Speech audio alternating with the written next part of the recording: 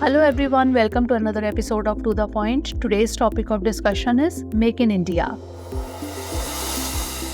First of all, let's see why is it in the news. Prime Minister Narendra Modi recently lauded the Make in India initiative. He has shared a glimpse through social media of how Make in India propels India's economy onto the global stage. Now let's discuss about Make in India initiative. The Make in India initiative was launched by Prime Minister Narendra Modi in September 2014 as part of a wider set of nation-building initiatives. Devised to transform India into a global design and manufacturing hub, Make in India was a timely response to a critical situation.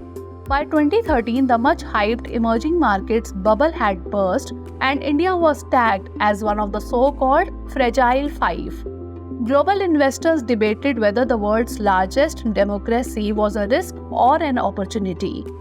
Make in India was launched against the backdrop of this crisis and quickly became a rallying cry for India's innumerable stakeholders and partners. Now moving on to objectives of Make in India. The Make in India initiative is based on 4 pillars, which have been identified to give a boost to entrepreneurship in India, not only in manufacturing but also in other sectors. New processes. Make in India recognizes ease of doing business as the single most important factor to promote entrepreneurship. New infrastructure. Availability of modern and facilitating infrastructure is very important requirement for the growth of industries. New sectors.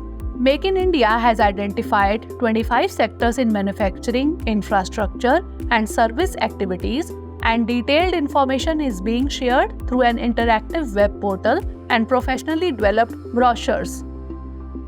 New mindset. The industry is accustomed to seeing the government as a regulator. Make in India intends to change this by bringing a paradigm shift in how the government interacts with industry. The approach will be that of a facilitator and not a regulator.